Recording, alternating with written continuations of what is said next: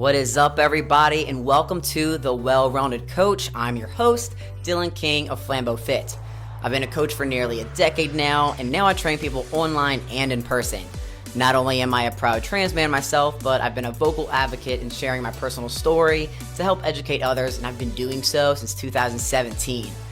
I am a true believer in manifesting the life of your dreams through visualization and meditation. Every other episode will be joined by my best friend Jimmy, who's an all-around amazing guy, super passionate about data, equity, and making sure people feel seen and are cared for.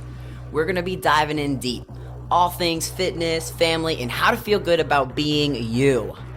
Our goal for this podcast is to help as many people as possible live the life you know you deserve. So tune in and see how you can live your best life using the time, resources, and community you have. Let's go.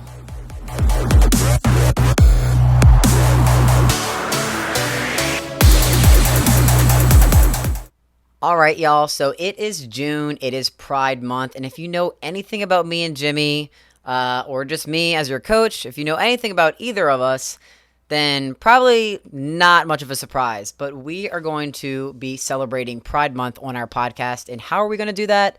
We are just going to open up as to why we feel that it is so important for us to be living visibly out in the open as trans men.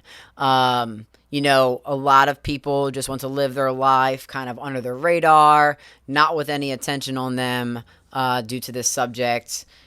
They don't want it to reflect anything about who they are as individuals. And in certain ways, I do feel the same way also, right? Like, I want to be known as a good dad. I want to be known as a great coach. I want to be known as like a loving and supportive husband. But being trans is also something that I just feel like I am so comfortable and I am so confident, and I give zero fucks kind of what anybody is going to say about me being trans. And I think I feel that way for a reason. A lot of people know that I've done a ton of advocating alongside UL and LSU, the Out Foundation for a while. I traveled to a few different gyms with them to teach coaches around the United States, how to be more inclusive and verbiage. I've trained nurses. I've gone to hospitals and trained faculty. So it has been a big part of my life for quite some time to advocate for my community. And Jimmy's done the same. Jimmy's done more groundwork as far as with our peers, as far as helping, put together and host support groups with social workers and therapists and in group settings type, and he even did that. He was really great at keeping up with it as best as anybody could, really, virtually during everything that was obviously going on with shutdown a few years ago. I mean, this is how long we've been doing this, right? Me and Jimmy have worked in this realm. I know myself definitely since 2017. I would bet that Jimmy's kind of been working alongside the same. We started our transition about the same time, and I think we both went separate ways, but both really wanted to help our communities in any way that we felt we could do it the best. He facilitated more on his own. I kind of, jumped on to larger organizations to help that way. People always reach out to me about someone they know, a niece, a nephew, a daughter, a son. I've mentored kids in foster care who identify as being transgender, and all of that stuff. I've met with families, to go over kind of what to expect and their fears and, try to answer questions the best I can. That way people can make the best decision for them, for their children or their family members or themselves. And like I said, this is me. This is just kind of what I feel like my calling is. I think I have grown into this confident person because I was definitely not always confident in my lifetime. For sure, like hands down, very insecure person growing up for multiple reasons.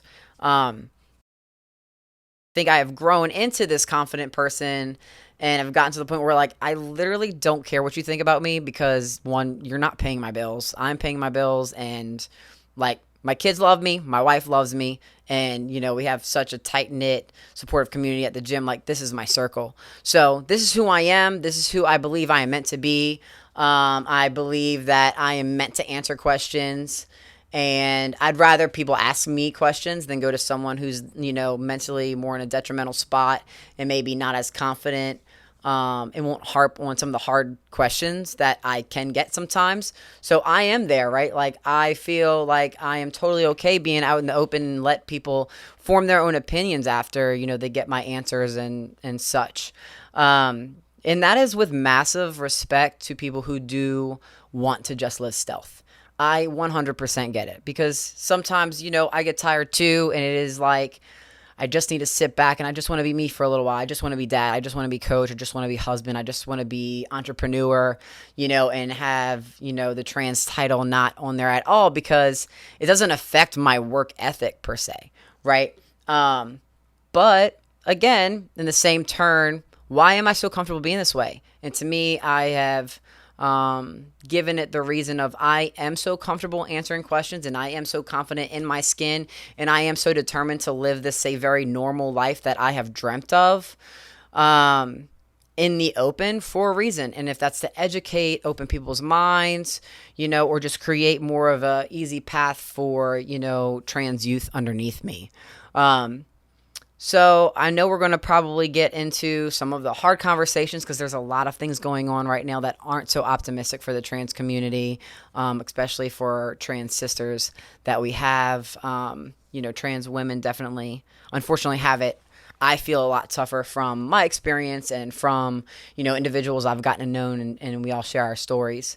So yeah, we're going to go over why we feel the need to be open with who we are with other people, why we feel that we don't need to hide it, and then also touch on, we should definitely respect that people do want to live stealth, and they're not lying, right? It's just a personal part of them that they choose to keep to themselves, because they're trying to just live life as normal and as their true selves as possible, without anybody coming along and trying to judge them and things like that, because unfortunately it happens all the time.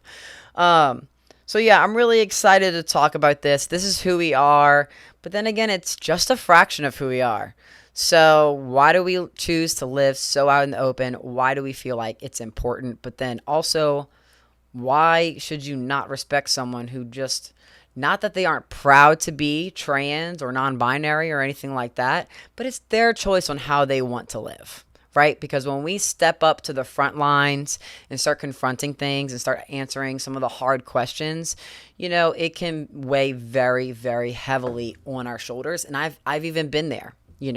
I've definitely been in a spot where I'm like, I just can't read the articles or the comments anymore, and I just can't partake in this movement for a second, because, it's affecting my mental health, and it's making me realize, say, how many people dislike me for actually not even really knowing me personally, but just because I have the label transgender on, like, say, who I am.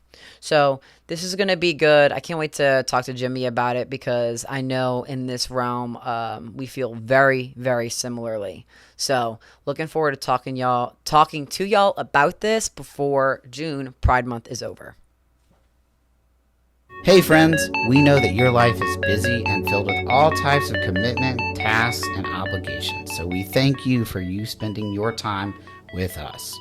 We hope you are now feeling good about who you authentically are and how you should invest in yourself. If you don't take care of yourself, then you can't take care of others. That being said, you don't have to go home, but you can't stay here. Subscribe, and we'll talk at you next time.